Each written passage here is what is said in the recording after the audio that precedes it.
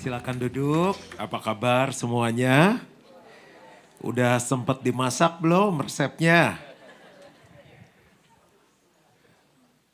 Tidur jam berapa kemarin malam? 11. Bangun jam 8. Oke. Saya mau lanjut. Kita mau masuk ke tahun di mana gereja ini akan jadi dampak. Nggak harus tunggu nanti Januari 2027. Tapi kalau impactful, 2026. Tapi impactful life bisa dimulai dari sekarang. Nah, saya kemarin sempat singgung tentang love, lust, and lost. Jadi setiap kita akan ngomong I love you. Bahkan kalau kita ketemu makanan yang enak, kita bilang saya suka banget makanan ini. Saya suka banget warna ini. Saya suka banget bunga ini. Tapi waktu hubungannya itu dengan Tuhan, dengan pasangan. Jadi yang saya mau bahas ini bukan hanya pernikahan suami istri, tapi anak, orang tua, adik, kakak, relationship.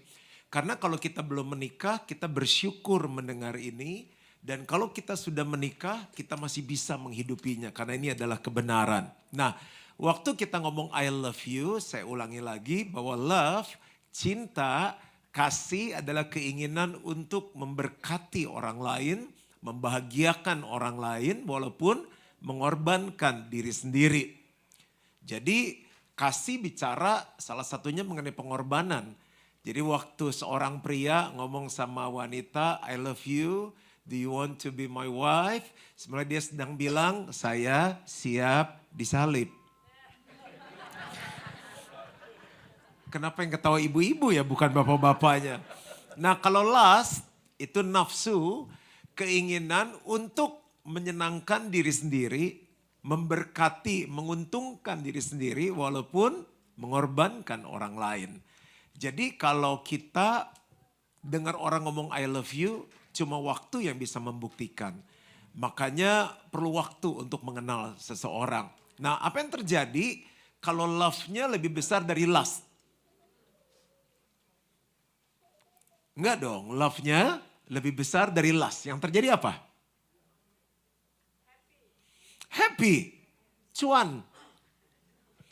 Tapi kalau lust-nya lebih besar dari love, yang terjadi apa? Neraka. Lost. Kita kehilangan respect. Kita kehilangan keharmonisan. Kita kehilangan sukacita. Nah apa bedanya bahagia sama sukacita? Kalau bahagia biasanya dari yang di luar, gaji naik, bonus ditransfer, rumah baru. Tapi sukacita itu ada di dalam. Karena siapa yang kita punya, yaitu Tuhan Yesus. Dan Tuhan Yesus itu adalah apa? Kasih. Nah sekarang kita mungkin berpikir, ini suami istri ya, laki sama perempuan. Seringkali siapa yang di sini anak-anak sayang sama papa mamanya? Benar nih, coba kita lihat. Kita itu sayang sama papa mama atau kita memanfaatkan papa mama kita untuk kesenangan kita. Adik dan kakak terjadi ribut kan sebenarnya bukan lagi love. Kau sahabatku, kau saudaraku, ku cinta keluarga Tuhan. Tapi banyak adik kakak itu enggak ada love, enggak ada keharmonisan. Sendiri-sendiri. Nah kita coba ambil satu ayat atau satu fatsal di Alkitab, ini konteksnya pernikahan, tapi kita akan bahas nanti meluas hubungan di dalam keluarga. Maka datanglah orang-orang Farisi kepadanya untuk mencobai dia. Mereka bertanya, apakah diperbolehkan orang menceraikan istrinya dengan alasan apa saja? Jawab Yesus, tidakkah kamu baca bahwa ia yang menciptakan manusia sejak semula, menjadikan mereka laki-laki dan perempuan. Dan firman-Nya sebab itu laki-laki akan meninggalkan ayah dan ibunya dan bersatu dengan istrinya. Sehingga keduanya itu menjadi satu daging. Demikianlah mereka bukan lagi dua melainkan satu. Karena itu apa yang telah dipersatukan Allah tidak boleh diceraikan manusia. Kata mereka kepadanya, jika demikian apakah sebabnya Musa memerintahkan untuk memberikan surat cerai jika orang menceraikan istrinya? Ayat 8 kita baca sama-sama, 2, 3. Kata Yesus kepada mereka, karena ketegaran hatimu, Musa mengizinkan kamu menceraikan istrimu. Tetapi sejak semula tidaklah demikian. Nah, Bapak Ibu pengen love-nya lebih besar atau lust-nya lebih besar dalam kehidupan keluarga? Love-nya lebih besar. Ternyata masalah itu terletak di mana? Di hati kita. Makanya ayat 8, karena ketegaran hatimu. Bapak Ibu kalau misalnya ditanya keluarga kita bahagia nggak? Jawabannya apa? Kalau diukurnya 0 sampai 10, di angka berapa? Jangan dijawab karena di sebelah kita ada pasangan kita, ada papa mama kita. Aduh kenapa ya papa mama dia lebih baik dari papa mama aku. Kita mulai membandingkan.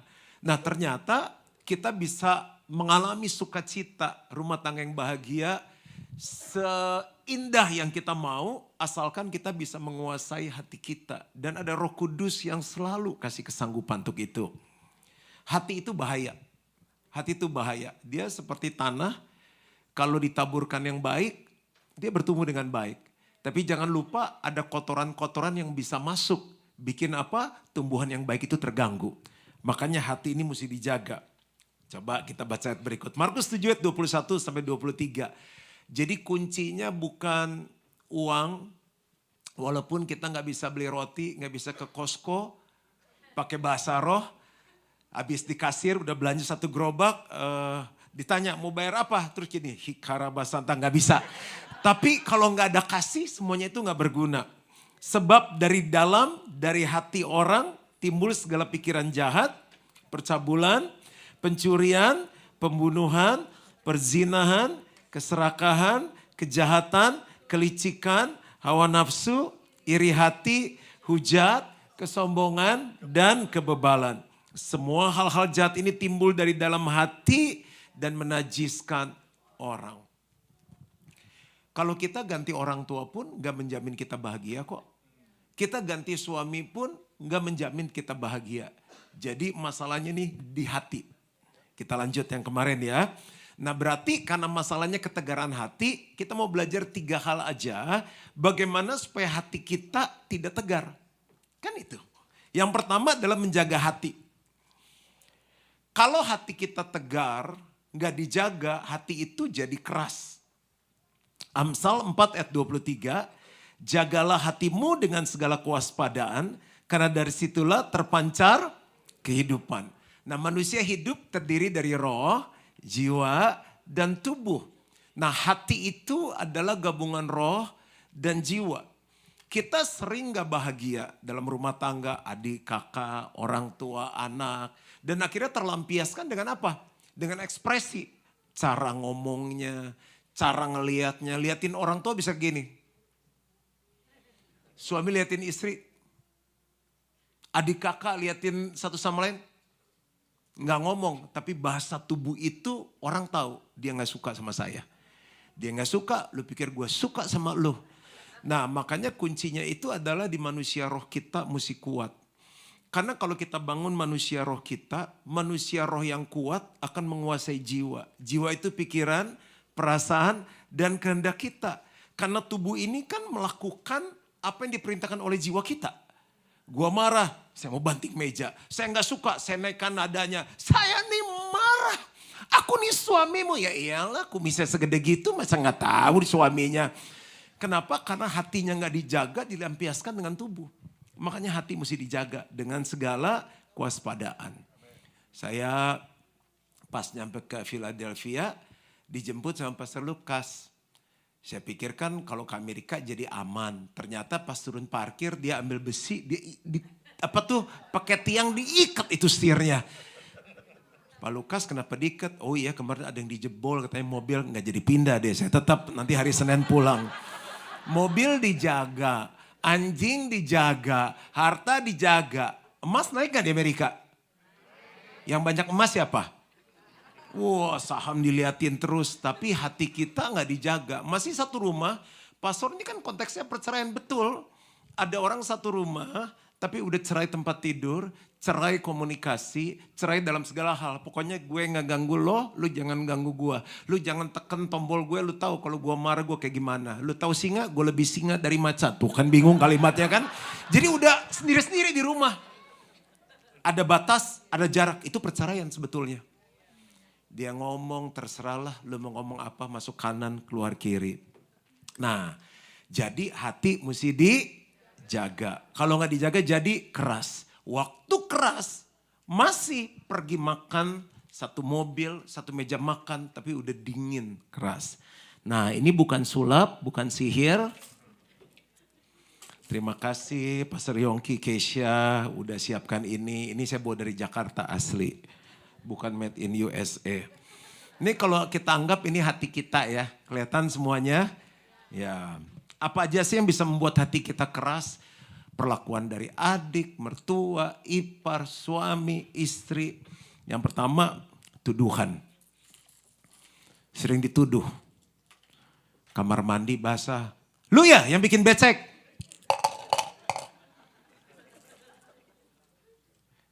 Penghakiman. Penghakiman tahu gak kayak gimana? Orang berasumsi dan berpikir kita seperti itu. Keluarga kita lagi punya kebutuhan. Kita ngomong, Pak, nih adik sakit, perlu biaya. Suaminya bilang begini, kemarin kan baru bantu kontrak rumah.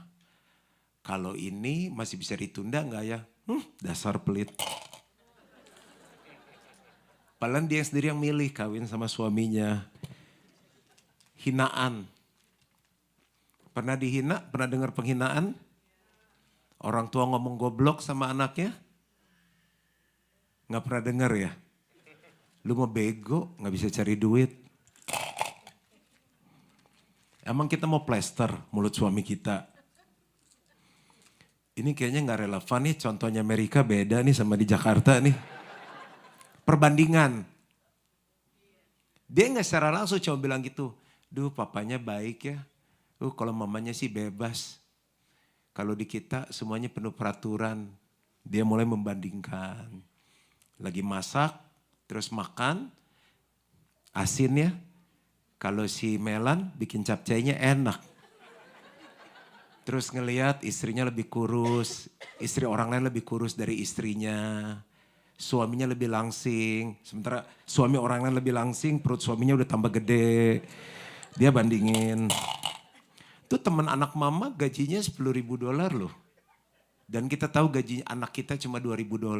Cuma ngomong gitu, tuh anak mama, anak temannya mama gajinya $10.000 loh. Dapet cowok ganteng banget, keren, kaya. Terus amarah. Kalau orang Amerika marah-marah gak sih di keluarga? Gak asik nih pagi ini nih, ditanya gak jawab. Kalian gampang banget. Siapa aja yang suka marah-marah? Lebih banyak suami marah ke istri atau istri marah ke suami? Wow, mama berkuasa, haleluya. Lebih banyak orang tua marahin anak di Amerika case-nya atau anak marahin orang tua? Ada anak kurang ajar gak sih di Amerika? Kurang minus, ajar teaching. Minus teaching ada di Amerika? Ada. Ya udah siapa yang marah kan orang jadi keras. Dimarahin terus siapa sih? Ma marah dong, udah lama deh mama gak marah. Kan aneh. Komplain. Kalau gak masak, kamu tuh gak kayak ibu rumah tangga ya, kayak ibu pejabat. Akhirnya istrinya masak. Pas habis masak, lu pengen gue cepet mati ya. Orang udah darah tinggi tambah asin lagi. Gak masak, salah. Masak, salah. Lu tuh kalau orang lagi beberes tuh ikut, jangan nonton doang. Jadi suami kayak bos lu, suaminya ikut beberes. Miring kan? Lu kalau beberes tuh yang bener, jangan bilang gini, lurus nih gini. Dia lupa itu suaminya, bukan anaknya. Tuntutan. Pastor saya tuh gak minta macam-macam, saya cuma pengen saya pulang, dia ada di rumah. Nah kalau gue gak kerja, lu bisa bayarin semua uang sekolah. Saya tuh gak minta macam-macam, saya cuma minta dia bikinin teh. mesin di depan muka lu tinggal pencet, keluar. komplain aja. Tuntutan, cerewet. Katanya orang tambah tua, tambah cerewet, bener gak sih? Itu survei. Serius? Itu benar Pak Nares. Tadi katanya kalau perempuan 70.000, lebih cerewet ibu-ibu atau bapak-bapak? Ngeri kali bapak-bapak cerewet. Dari pagi dia ngoceh. Terus yang paling kesel kalau diulang kan? Where's kan orang Amerika kalau marah kan pakai bahasa Inggris. Masuk kamar, aduh semua bilang puji Tuhan, papa masuk kamar. Enggak lama keluar lagi.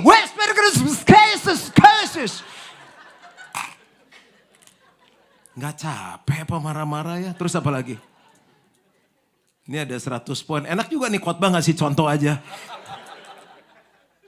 Terus apa lagi? Argumen. Biasa kalau di Amerika yang kalau berantem menang anak atau orang tua. Kalau suami sama istri yang menang siapa? Yang minta maaf duluan siapa kalau di Amerika? Berarti kalau bilang I love you siap disalib.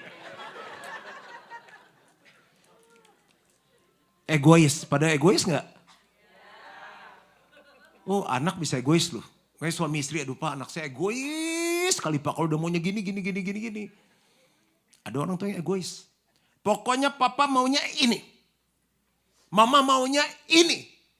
Banyak saya ketemu.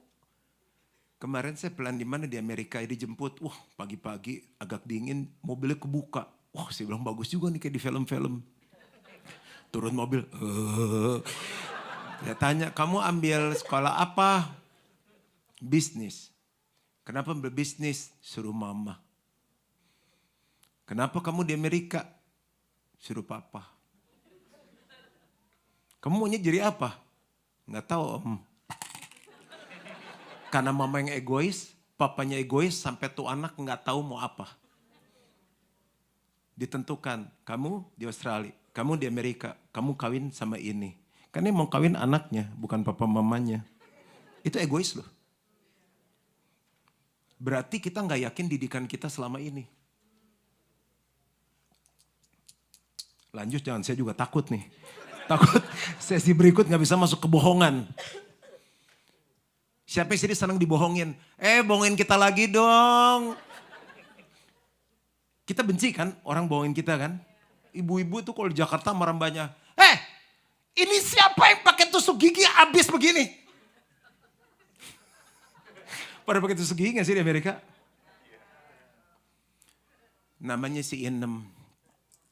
Bu, beneran bu, bukan Inem bu. Tapi kemarin kan penuh, sekarang kenapa tinggal 3? Bu, kalaupun Inem ambil, tiap kali Inem pakai tuh Inem taruh lagi tusuk giginya. Inem jujur. Pernah dibohongin sama suami gak? Jangan jawab lah dari gue pengen pulang selamat. Istri bohongin suami. Kalau anak-anak suka bohongin orang tua gak? Menyakitkan loh. Tapi ada anak orang tua bohongin anak. Ada suami bohongin istri. Itu buat hati tambah keras. Sekali bohongin oke, diampuni. 2 kali dibohongin oke. Kalau partner bisnis kan ya udah gue gak mau bisnis lagi malu. Tapi kalau keluarga kan serumah. Mesti makan sama pembohong. Liburan sama pembohong. Lu pergi sama siapa? Sama Pak Yongki. Telepon Pak Yongki di mana? Lagi di rumah. Bohong lagi. Oh kamu ketahuan. Masih banyak nih, batunya juga dikasih banyak. Mesti 3 aja contohnya. Dibohongin, dicuekin. Pernah dicuekin? Lu sneakers lu mau bolong kek, laptop lu mau rusak kek. Ya udah. Tuh anak bilang, emang gue pengen dilahirin. Bayangin dari pindah Amerika 20 tahun lalu, transfer uang bulan $400. Cukupin deh beli emping, rendang, genteng bocor semua. Cueknya lebih cuek dari bebek. Suami udah cuek. Saya nggak bisa bahas banyak karena kan ini sama anak-anak. Kebodohan. Udah bodoh nggak mau belajar. Pengen digigit. Belajarlah. Jadi suami lebih baik gimana? Beli tuh family recipes. Mahal. Lebih mahal mengobati daripada mencegah. Belajar jadi suami lebih baik gimana? Oke deh kalau bodoh banget gak mau belajar. Ngobrol. Mah, menurut mama aku selama ini jadi suami gimana? Apanya nih? Kalau komunikasi, ini saya cerita sama istri saya ya. Oke dia bilang, cuma oke-nya tuh saya rasa nanggung, gak bes gitu. Saya langsung gini, kalau 0 sampai 10 berapa? 7. Saya kan sekolah lulusan terbaik. S2 lulusan terbaik, dapat scholarship ambil S3. Nggak terima saya dibilang komunikasi saya 7. Follower saya banyak, yang dengerin khotbah saya banyak, mulai nggak terima tuh. Kenapa 7? Emang maunya berapa? 9 lah. Mendingan sekarang. Maksudnya? Dulu 4. Cowok-cowok tolong jangan terlalu pede, lu sukses di bisnis, lu sukses di kerjaan, belum tentu istri lu happy sama lu. Suasana udah mulai kurang enak nih, batu udah mulai habis. Udah bodoh gak mau belajar. Dalam segala hal keuangan kita bisa belajar, dalam hal seks kita belajar, dalam hal mendidik anak. Saya dating sama anak saya. Carissa. Menurut Carissa, Dedi nggak sembari bawa batu begini nggak. Dedi seperti apa? Oke katanya. Carissa happy nggak? Bangga nggak punya Dedi kayak Juan Mogi pendeta? Iya. Carissa punya masukan-masukan nggak buat Dedi? Dedi jangan terlalu sibuk ya.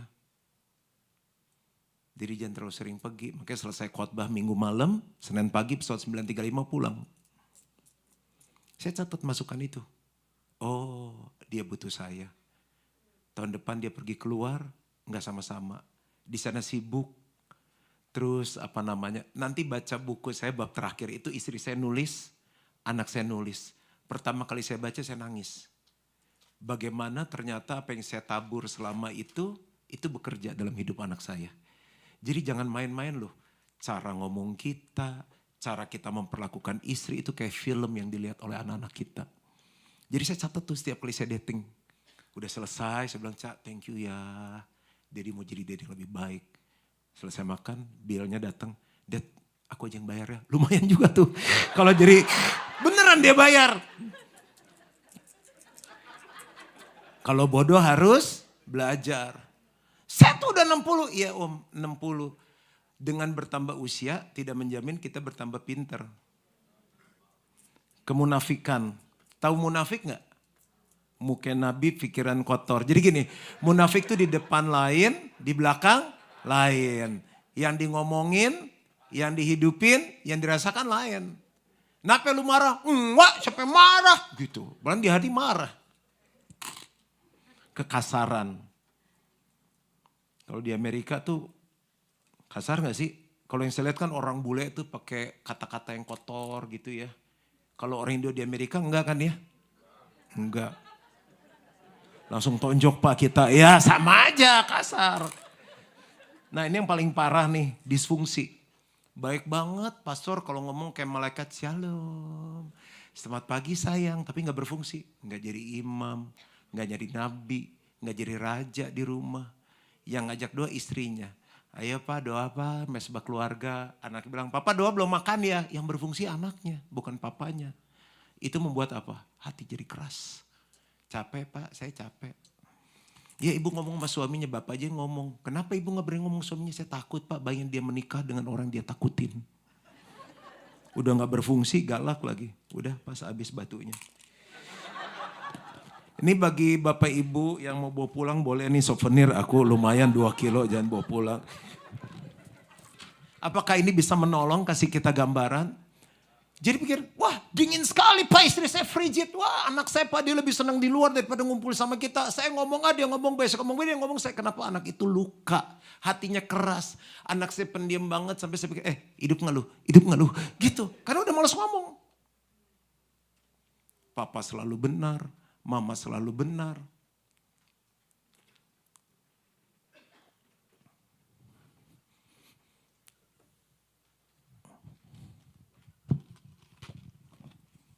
Ini masih bisa isi lagi nggak?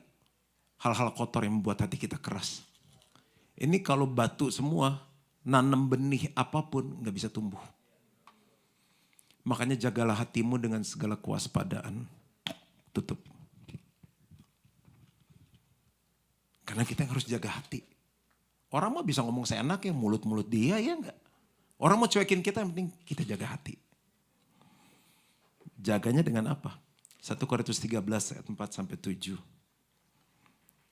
Kasih itu sabar. Ya saya harus terima orangnya seperti itu dengan kekuatan Tuhan. Bagaimana saya berespon, itu membuat hati saya tetap terjaga. Murah hati, tidak cemburu, tidak memegahkan diri, dan tidak sombong. Ia tidak melakukan yang tidak sopan, tidak mencari keuntungan diri sendiri. Ia tidak pemarah dan tidak menyimpan kesalahan orang lain. Ini batu, ini kan perlakuan orang semua tadi kan. Yang apa yang disimpan, keluarin lah. Marah, keluarin. Itu namanya gak nyimpen. Gak berfungsi, kita keluarin. Ia tidak bersukacita karena ketidakadilan, tetapi karena kebenaran. Ia menutupi segala sesuatu, percaya segala sesuatu, mengharapkan segala sesuatu, dan sabar menanggung segala sesuatu. Mengharapkan segala sesuatu itu gak gampang loh. Begitu kita udah gak respect sama orang, orang itu kita lihat di bawah kita. Ih, gitu kan. Ih, memandang sebelah mata. Terus kita mesti hormat sama dia, agak sulit. Tapi yang namanya mengharapkan segala sesuatu adalah begini. Kita percaya Tuhan sudah jadikan kita dalam pernikahan kudus. Kita gak bisa pilih lahir papa kita siapa. Lahir di Amerika atau di Indonesia. Kita gak bisa pilih warna kulit kita. Itu semua adalah anugerah dari Tuhan. Kalau Tuhan sudah lakukan itu kejadianku ajaib, dia gak akan berhenti. Kalau saya sabar, mendoakan, saya tunjukkan perubahan di hidup saya. Bagianku aku lakukan, Tuhan lakukan bagian dia. Dan berapa banyak kita lihat keluarga berubah hari ini, tahun ini Gilgal 30 tahun. Pak Nares ingat di awal-awal bagaimana Gilgal ada. Kita melihat begitu banyak keluarga dipulihkan. Karena mereka gak kehilangan pengharapan. Istri saya gak bisa datang, tapi dia tuliskan ini. Saya kalau bacakan boleh ya? Tentang hati yang keras tadi.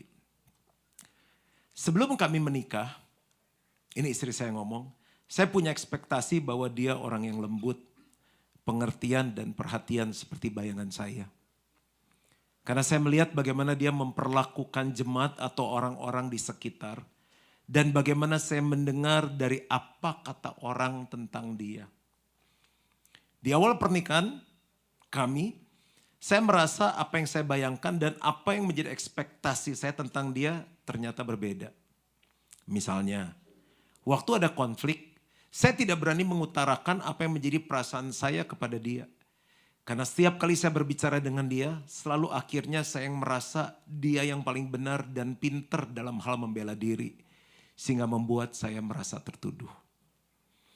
Tambah lagi dengan tipe kepribadiannya yang dominan cermat. Dimana kalau ada konflik dia orangnya suka nyecer. Mana buktinya, kapan kejadiannya, di mana lokasinya dan sebagainya.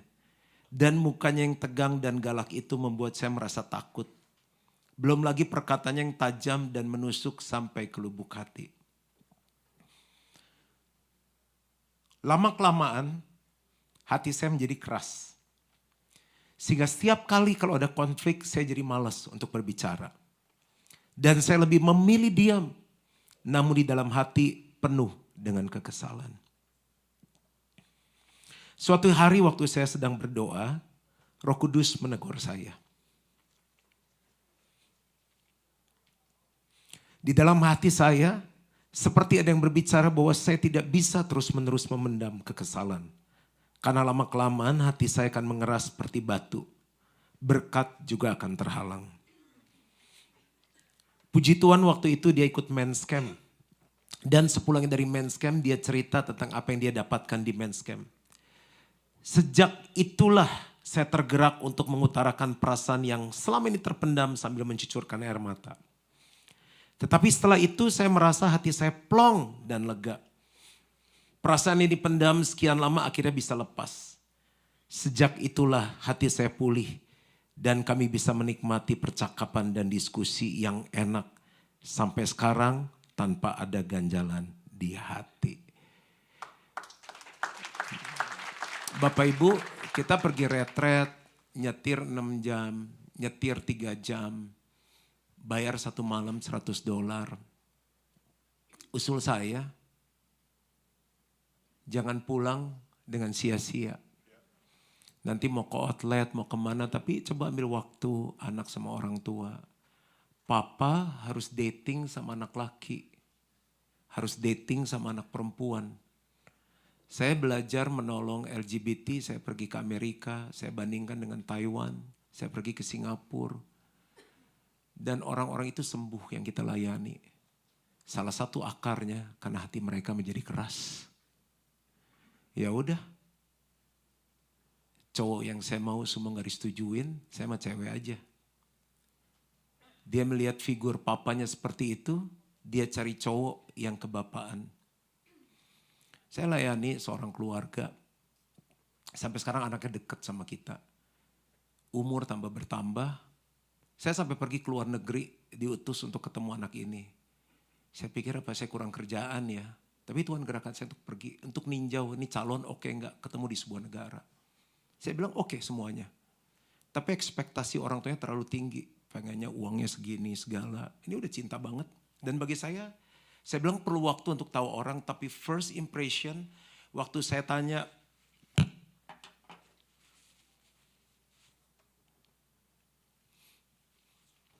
waktu saya pertanyaan-pertanyaan, saya rasa I'm okay. Saya bilang saya bukan Tuhan karena orang itu yang harus mutusin. Kamu udah gedein anak kamu dengan jalan Tuhan, kenapa kamu ragu akan keputusannya? Saya pulang, singkat kata orang tuanya gak setuju.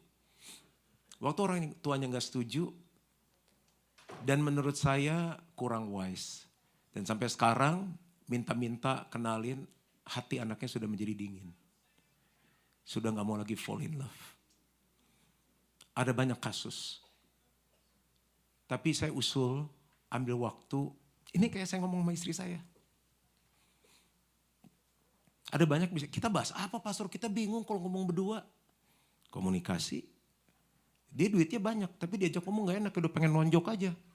Tahu lu, ngeselin kalau diajak ngomong tuh. Ini kayak aku dulu. Sekarang orang nyaman ngomong sama saya. Ngobrol, ketawa-ketawa. Berjam-jam, fun. Tadi video call, kemarin video call, Dad, kapan pulang, Dad? Masalah seks, suami istri ngomong berdua. Masalah keuangan. Bahas apa yang menjadi luka di hati. Jadi pulang retret ini kan goalnya impactful life. Nah, bagaimana sekarang saya bisa ke bangsa-bangsa, bikin Church Leaders Conference yang hadir 201 gereja, 47 kota, 5 pemimpin. Tahun depan kita bikin Next Gen Conference, baru buka pendaftaran udah 1.200. Tapi kalau keluargaku gak pulih, apa yang aku bisa bagikan sama mereka? Gimana kamu bisa mengembalakan jemaat Tuhan kalau kamu gak bisa ngembalain keluargamu sendiri? Dan yang paling berat adalah gini, anak-anak kita kayak lagi lihat film sama kita nih. Oh, satu saat nih kalau gua nikah, kalau istri gua gini, cara gua bentaknya nih harus begini. Diam! Itu benar, saya layanin. Terus bilang, Pak nggak salah marahin istri gitu. Oh memang istri saya harus begituin. Saya harus tegakkan wibawa saya. Nah anak-anaknya kan lihat di rumah tuh. Jadi ini yang pertama. Mengapa hati bisa menjadi tegar? Karena hati kita nggak dijaga. Semakin kita nggak jaga, hati kita semakin keras. Yang kedua. Melakukan hal yang semula kita lakukan. Karena hati itu tegar, kalau kita biarkan lama-lama jadi dingin. Makanya kalau di Valentine kan lambang hati, terus ada panah, katanya kena panah asmara. Terus orang bilang cie, lagi hot-hotnya nih. Asal jangan hot-hot chicken dirt, panas-panas tai ayam. Kita bisa tahu nih kalau lagi sama teman-teman mana yang di restoran lagi pacaran, mana yang udah nikah lama. Pacaran tuh lihat lagi main bohong-bohongan tuh. Kenapa lagi masa promosi? Tapi enggak BMC New York, Philadelphia, Colorado, anggurnya semakin manis. Kalau dibiarkan tegar jadi dingin. Jawab seperlunya, ya udahlah, iya aja lah. Nanti daripada ribut. Wahyu 2 4 sampai 5. Ini masuk ke semua hubungan. Hubungan kita dengan Tuhan, dengan orang lain. Namun demikian aku mencela engkau karena engkau telah meninggalkan kasihmu yang semula. Sebab itu ingatlah betapa dalamnya engkau telah jatuh. Bertobatlah dan lakukan lagi apa yang semula engkau lakukan. Kita bisa ukur kok hati kita. Masih menyala-nyala gak ikut Tuhan. Orang darah aja bisa diukur kok. Level kolesterol dalam darah, gula, lingkar pinggang aja sebelum kita gak usah nimang begitu. Kok udah gak bisa dikacing? Semuanya bilang, terus kita sikat lagi milkshake 2. Demikian juga pernikahan kita bisa lihat kok. Lihatlah betapa dalam engkau telah jatuh. Parah nih. Udah kaku nih. Kalau ketemu bawahnya mau tegang aja, mau berantem aja. Kok kenapa gak seasik dulu ya pembicaraan kita ya. Masih bisa gandeng tangan. Sekarang isi kalau diganteng gitu.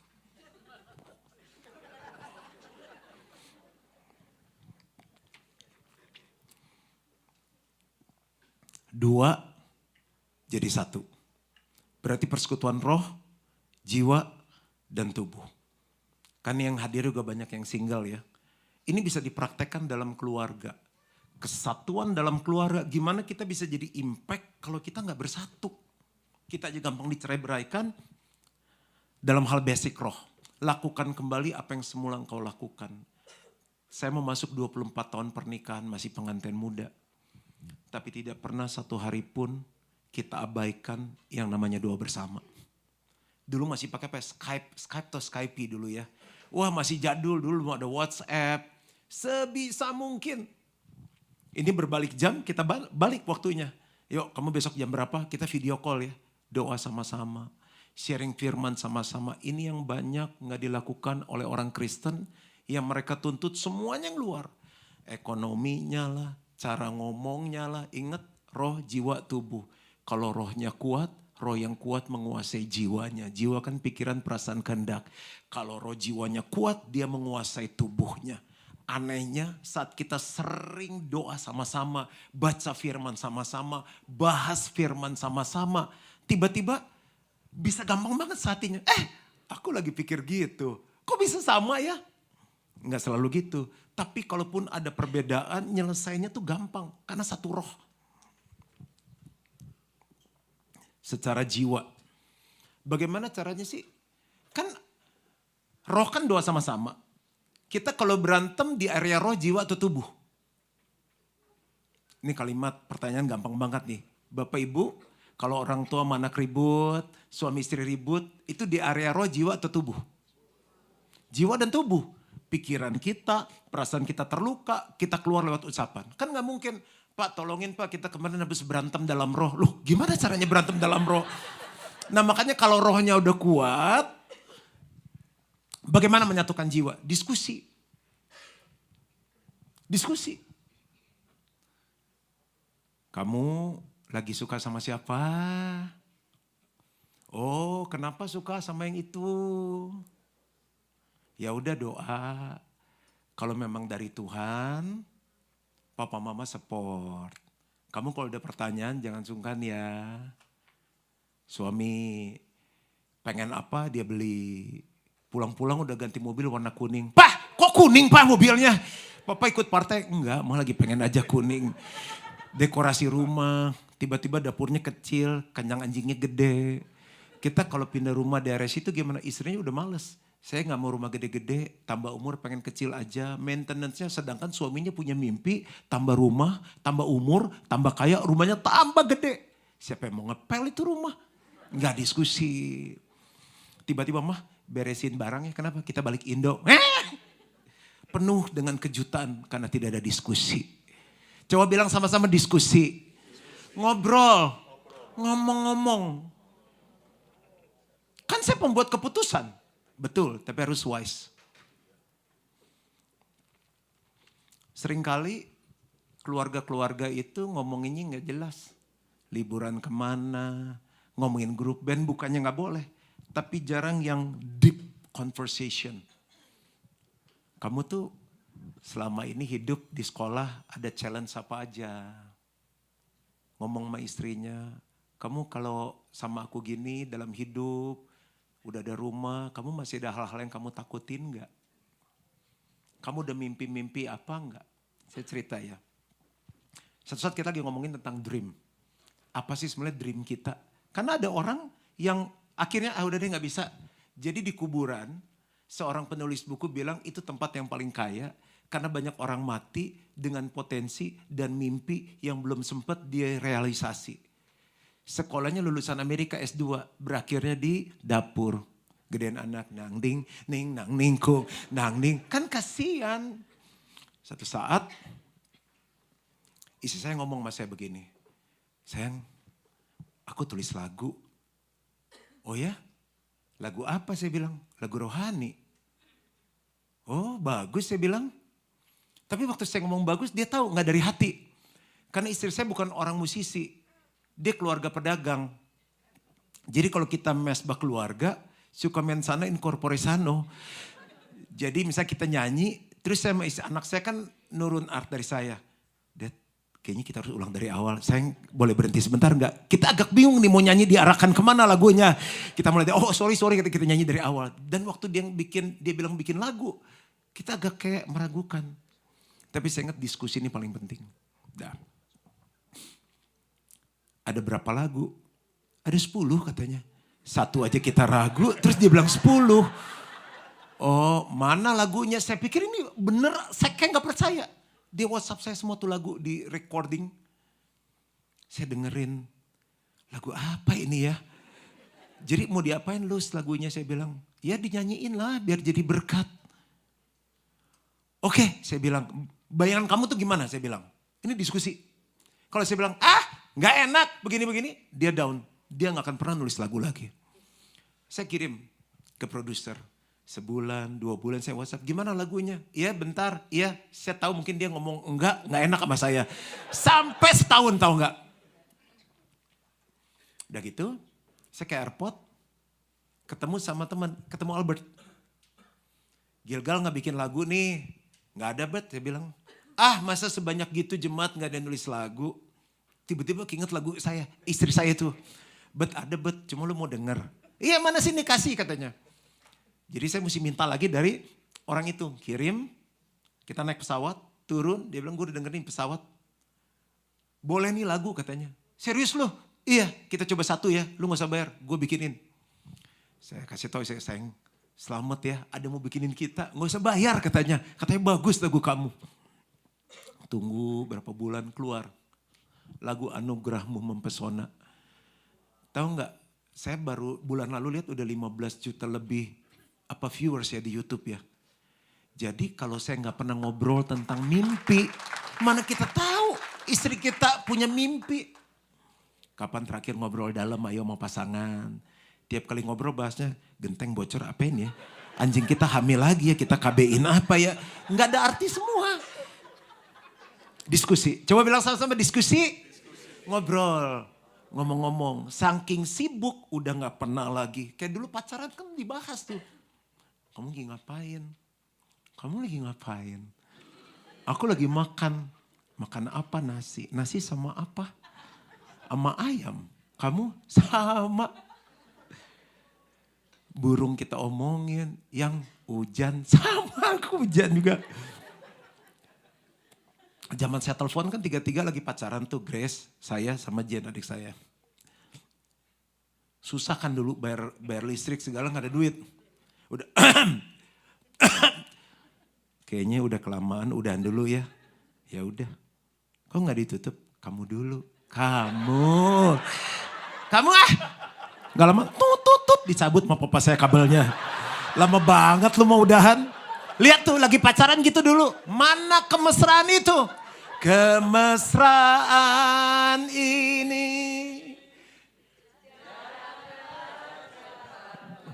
Ini agak mensanen corporation of alles.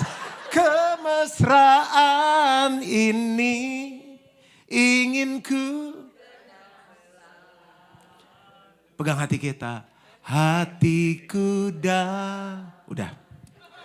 Mana hal-hal itu dulu. Kita udah tahu nih, malas ngomong kalau ngomong pasti dimarahin. Kalau ngomong pasti dikritik. Kalau ngomong pasti dikomplain. Kalau ngomong pasti dicuekin. Kalau ngomong pasti ditegur. Salah kamu.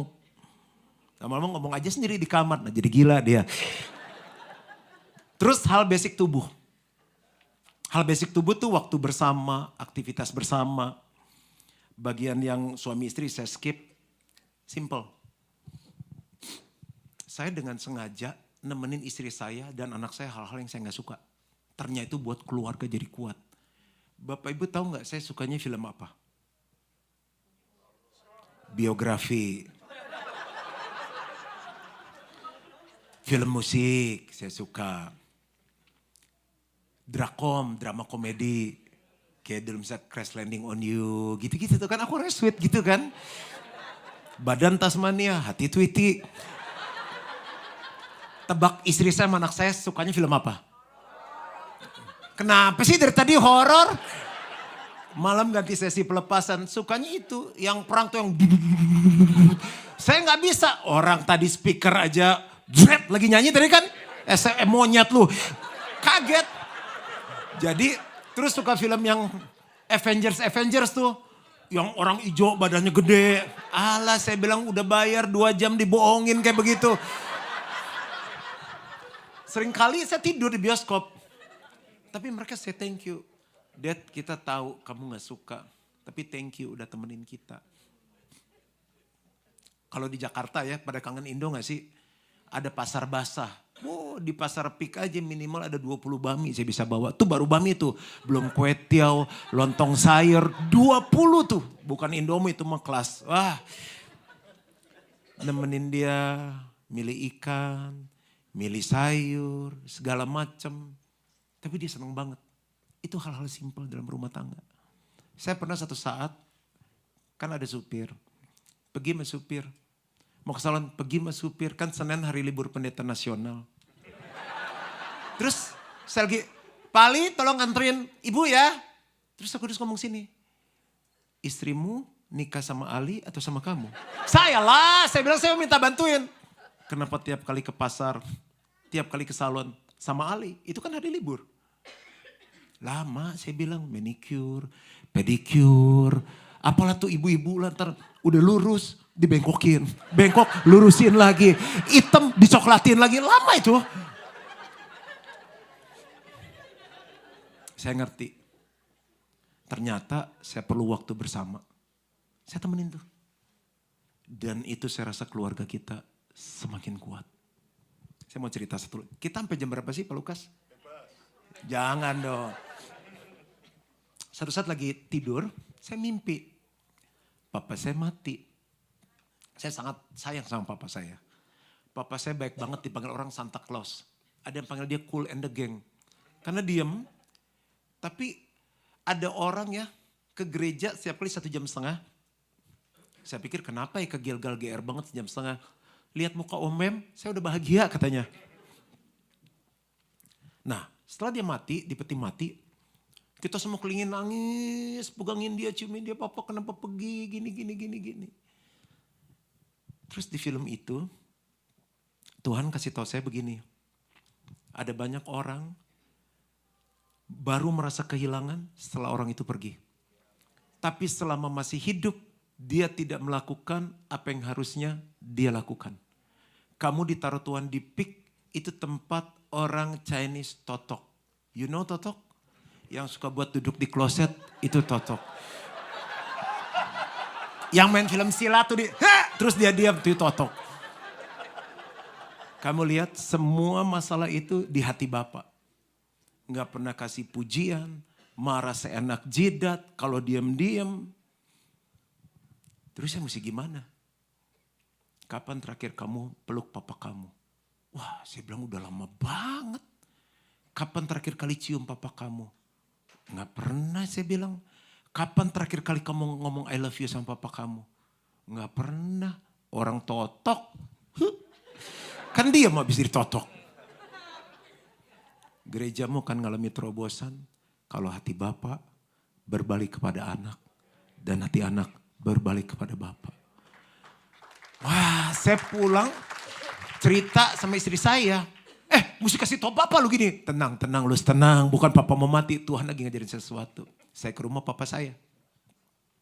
Ngobrol kayak biasa. Kan dia duduk tuh, saya duduk. Gimana gue peluk ya? Pak, boleh berdiri sebentar gak saya bilang. Dia juga bingung ya, anak gue mau ilustrasi khotbah atau apa. Saya samperin dia tambah bingung kan. Terus saya peluk. Dia bingung, dia diem. Terus gak lama dia peluk saya. Peluk. Sampai saya bisa rasa hatinya. Saya bilang, Pak, saya sayang sama Papa. Papa saya nangis, dia bilang, Papa juga sayang sama kamu. Saya peluk. Itu gak usah haleluya 12 kali, hadirat Tuhan luar biasa. Udah. Setiap kali saya ketemu papa saya sekarang, saya peluk. Saya bilang, Pa, I love you. Dia bilang, I love you too. Papa saya tuh cool and the gang. Saya bilang, Pa, saya tuh mimpin gereja bagus gak sih? Bagus. Saya khotbah bagus gak sih? Bagus. Kenapa papa gak pernah ngomong? Karena udah bagus. Capek gak lu? Itu papa saya. Cool and the gang. Udah nih, bapak gue selesai, sekarang mertua. Mertua saya tuh orang Teochew. Dia suka ngomong, what is this? Gue kagak ngerti. Tapi dia paling sayang sama saya. Bisa terbang dari Pontianak. Di ulang tahun saya tuh kasih surprise. Karena sayang. Coolnya sama kayak papa saya. Umur sama, seumur 83. Akhirnya jemput turun dari Pontianak. Coba kamu peluk papaku katanya. Aduh gimana ya saya bilang di airport ya. Halo Pak. Ya gitu kan. Tambah dekat. Aduh gue gimana peluk ya. Pak, saya peluk papa. Dia ngeliatin saya. Minta warisan nih. Ya, saya peluk. Ya, peluk, Pak. Saya sayang sama papa. Diam. Tapi di situ saya tahu Tuhan lagi menjamah hatinya. Papa mama saya sekarang rajin gereja mertua. Tuh waktu sembayang datang ke kita tuh masih sembayangnya ke Dewa Langit. Nggak berani nyuruh saya. Karena tahu anaknya pendeta. Sekarang udah di gereja. Nah. Udah nih. Ini baru papa sendiri nih. Hari Minggu saya khotbah tentang ini. Siapa yang saya bilang hubungan keluargamu sudah dingin. Siapa yang pahit sama papanya. Siapa yang gak deket sama papanya, sama orang tuanya. Saya gak nyangka hampir semuanya maju ke depan. Saya pelukin satu-satu. Saya bilang, mewakili setiap papa yang ada. Saya mau minta maaf. Kalau selama ini saya gak pernah peluk kamu. Saya gak pernah ngomong I love you. Saya gak pernah punya waktu yang berkualitas. Sejak itu terjadi pemulihan dan Gilgal bertumbuh dengan luar biasa. Kenapa? Karena hati Bapak berbalik kepada anak. Hati anak berbalik kepada Bapak. Saat mereka pulih, rumah tangga mereka pulih. Saat rumah tangga mereka pulih, itu dirasakan sama ponakannya, sama sepupunya. Kok beda sih om sekarang bisa jalan, ngerangkul orang, bisa begitu ngerangkul anaknya, istrinya dipegang. Kenapa? Karena kalau ini gak dilakukan, hati kita jadi dingin. Kita kalau bikin seminar keluarga, harus bayar. Cuma buat apa? Ada tempat 100.000 kita sumbangin ke sosial. Waiting list orang ikut. Kita buka di Bali khusus pasangan. Baru buka 1 bulan udah penuh. Karena orang tahu kalau keluarga dipulihkan impact yang dahsyat akan terjadi. Waktu kita hidup dengan rukun, Tuhan perintahkan berkat kehidupan untuk selama-lamanya. Kita gak perlu kejar apa yang bisa datang sendiri dalam hidup kita. Jadi persekutuan roh caranya gimana? Doa bareng. Ini kan sekamar ada yang bertiga berempat. Malam ini yuk Papa mau pimpin doa untuk kalian. Diskusi, ngobrol. Kesini kan bisa kapan aja. Ini kan udah punyanya BMC nih hotel. Tahun depan kesini lagi. Tapi kapan lagi kita diskusi. Waktu bersama. Ini istri saya tulis.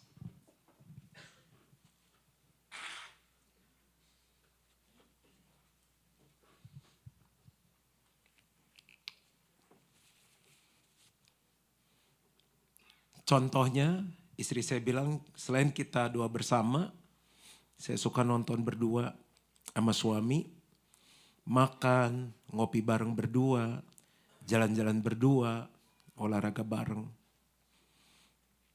Hal-hal demikian mungkin sudah lama tidak lagi kita lakukan, tetapi tidak ada yang terlambat untuk kita lakukan kembali.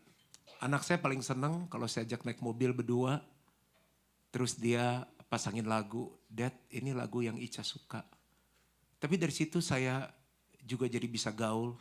Dad, you tahu Maroon 5 gak? Apa Dad? Makaron yang dari Prancis. Bukan Dad, itu grup band Dad. Jadi tahu Coldplay gak? Apa itu Dad? Jadi tahu nih, saya gak tahu semua. Dia dengerin, ini enak Dad, coba dengerin. Kalau kata-katanya gak bagus, Ica gak dengerin. Itu waktu bersama. Cuma keliling kota, naik mobil, masuk lagi. Tapi waktu satu saat dia besar, ada yang ke rumah saya bilang ini, selamat malam Om, carisanya ada. Saya sudah habiskan momen-momen yang indah dengan anak saya. Saat kita menikah dengan pasangan kita tidak hanya menikah dengan keluarga pasangan kita saja. Tetapi kita juga menikah dan bersatu dengan hati atau pikiran dan juga roh dari pasangan serta keluarga kita. Untuk itu sangatlah penting bagi suami istri dan keluarga untuk berdua bersama menyatukan roh kita. Saat roh kita bersatu, pikiran dan perasaan kita menyatu. Dan saat pikiran dan perasaan kita menyatu, komunikasi kita menjadi lebih baik. Konflik dan perbedaan pendapat mungkin boleh tetap ada, tetapi tidak sampai berlarut-larut dan nyimpen dalam hati. Sehingga merusak hubungan suami istri. Saya batasin sampai di sini, saya nggak bahas yang seks.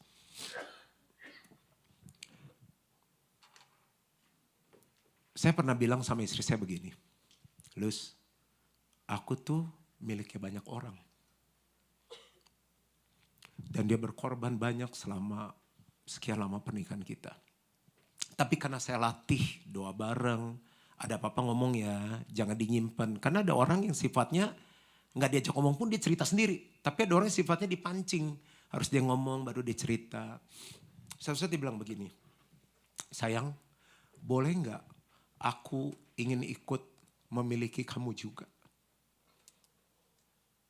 Saya kaget. Saya bilang, emang aku suami kamu. Tapi dia bilang, kamu selalu bilang aku milik orang banyak. Nah, lihat. Kalau kita nggak pernah diskusi bareng, ada kedekatan ngomong yang the deep talk, hal-hal seperti itu nggak bisa keluar. Dan akhirnya itu kayak bom waktu dalam keluarga. Ada anak-anak yang akhirnya menikah, bukan karena memang dia mau menikah, karena dia pengen lepas. Jadi lagu pernikahan, kan biasa pernikahan ini, teret, teret. Itu zaman Om ya, lagu pernikahan sekarang apa sih ya? Pak Lukas waktu nikah lagunya apa?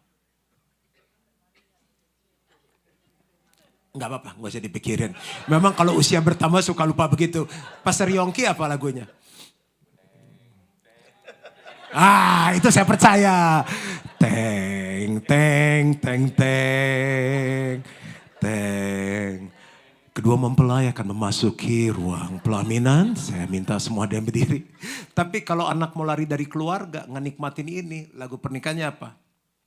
Sekarang saya sudah bebas. Sekarang saya sudah. Yang ketiga. Yang pertama harus jaga hati.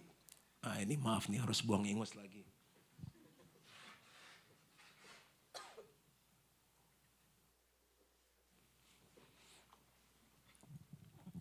Yang pertama harus menjaga hati. Yang kedua melakukan hal yang semula kita lakukan tuh menjaga hati kita nggak tegar. Tapi yang ketiga, memperbesar kapasitas hati. Karena kalau kita tegar, nggak mau ngampuni, nggak suka sama dia, hati kita jadi kecil. Kan semua pusatnya dari hati. Makanya kita suka lihat ya, ini gaya bahasa di Indo bilang, wah orangnya bagus ya, hatinya besar. Nah, hati itu kan menampung semuanya. Kalau hatinya nggak besar gimana caranya? Ada dua cara dan saya selesai di sini. Saya minta pemain musik. Matius 5 ayat 7. Berbahagialah orang yang murah hatinya karena mereka akan beroleh kemurahan. Bagaimana caranya? Yang pertama kemurahan hati itu lewat pengampunan. Saya udah bahas kemarin, gak mungkin kita hidup, kita gak terluka. Gak mungkin dalam hidup orang gak nyakitin kita. Kalau Bapak Ibu mobilnya mau mulus, jangan keluarin garasi, diparkir aja di rumah.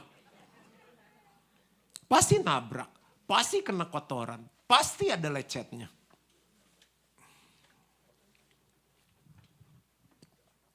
Tapi saya mau bahas yang kedua ini. Bertahan melewati proses. Perceraian mungkin tidak akan terjadi kalau salah satu pihak bertahan.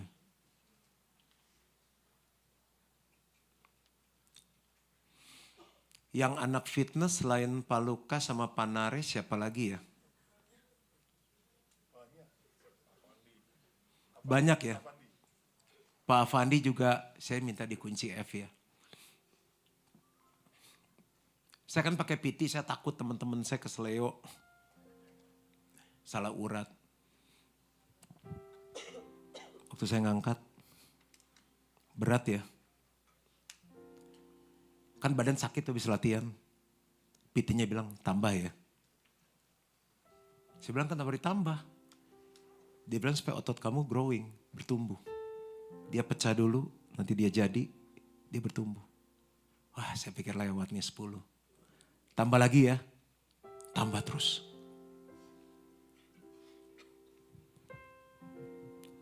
Saya dilatih squat katanya harus plank kan. Dari 15 detik, 1 menit, 2 menit. Dia bilang supaya kamu tambah tua, gak osteoporosis, gak bungkuk, gak shrinking. Kemarin saya jatuh, ini depannya Pastor Yongki nih, jatuh gini. Boom, di lobi hotel. Seingat saya slippery. Tapi istri anak saya mengambil kesimpulan dan akhirnya Pak Yongki menyetujui itu blackout. Memang gelap sih. Saya sempat mikir nih, saya jatuhnya tahan di tangan atau di kaki nih. Karena dikasih tahu katanya di atas 50 tahun jangan jatuh. Tapi menurut saya ada untungnya saya melatih core. Itu ditambah terus tuh. Dulu mana bisa squat, jongkok aja susah, keganjel perut. Dilatih squat. Nah, saya bisa lakukan ini 1 set, 20 kali, 4 set, 5 set. Ini gak pegang apa-apa. Lama-lama nih dumbbellnya ditambahin nih. 10 kilo, 20 kilo. 30 kilo. Terus 1 kan, sekarang 2 ya.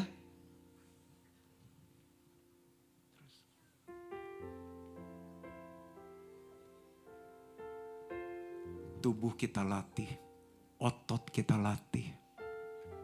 Tapi jarang orang melatih hatinya. Jadi kecil.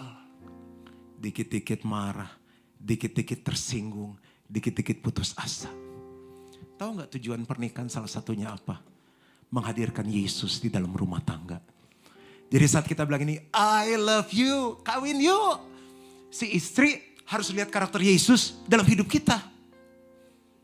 Waktu kita lahir anak-anak harus lihat Yesus dalam hidup kita.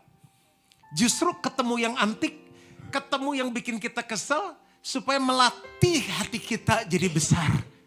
Sabar, murah hati, ngampunin lagi. Mau marah, set. Ini kan core semua nih. Ini core nih. Kita harus tahan perut kita. Ini pinggang belakang harus diikat. Itu lagi latihan. Saya lakukan bagian saya. Kemarin waktu di gereja saya khotbah Thanksgiving tanya pada mau umur berapa. Di mobil Bu Shirley bilang gini, umurnya gak masalah yang penting sehat. Pernikahannya mungkin udah 10 tahun, 20 tahun, 30 tahun. Tapi yang penting sehat. Ada yang 2 tahun udah gak sehat. Siapa yang lagi ngalami hal-hal yang gak enak dalam hidup? Bertahan. Karena Tuhan lagi latih hatimu supaya besar. Karena dari hatilah mengalir kehidupan. Kalau love lebih besar dari lust, pernikahan kita penuh dengan kebahagiaan. Tapi kalau lustnya lebih besar dari love, kita akan mengalami yang namanya loss. Kehilangan sukacita, kehilangan bahagia. Keluarga cuma bertahan, ya gak boleh cerai, gak boleh cerai. Sampai buat memisahkan, tapi dua-duanya gak enjoy. Saya selesai. Selamat menikah, Selamat menikmati pernikahan, keluarga yang berbahagia. Tuhan memberkati. Mari bangkit diri sama-sama.